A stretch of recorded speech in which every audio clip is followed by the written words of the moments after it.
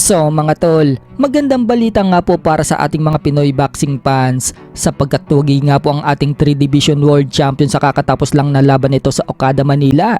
Kontra dito kay Philippus Nitumba ng Namibian, South Africa.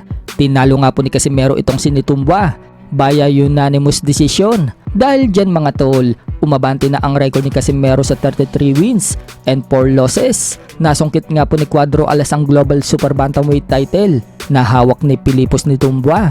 Habang ito na ang pangalawang talo ni Philippus sa karera niya sa professional boxing.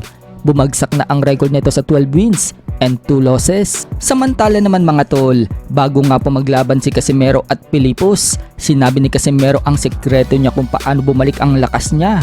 Ginagaya daw ni Casimero ang ginagawa ng kalabaw, kung saan naglulublob daw ito sa tubig.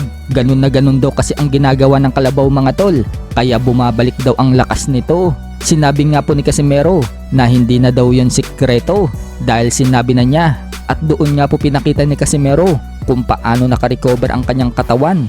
Makikita na batak ito. Kita nyo yung kalabaw? Pag yung kalabaw makaganito sa tubig, gaganon yan. Yun, babalik yung lakas ng kalabaw, diba? Pero tayo parang kalabaw. Ito yung hindi na to sekreto kasi nalalaman nyo na eh. At ano masasabi sa mga tumalpak? Kasi ang dami nag-comment, oh patay, taran. Let's go, job! Easy work! Dahil tapos na po ang laban ni Casimero, tutungo naman po tayo sa isa pang inaabangan na laban ng mga Pinoy boxing fans.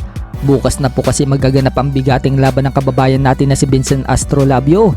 Para sa bakanting WBO Bantamweight World Championship, haharapin niya ang pambato ng Australia na si Jason Moloney. Gaganapin po ang laban sa Stockton Arena, California, USA. Mga bandang alas 9 nga po ng umaga ang oras ng laban dito sa Pinas. Kaya ipanalangin natin na makuha ni Astrolabio ang panalo nito. Kung sakaling manalo si Astrolabio, siya na ang pangatlong world champion ng Pinas. Bukod dyan, pagkatapos niyan, may malaking laban din sa susunod na linggo ang nag-aabang sa atin.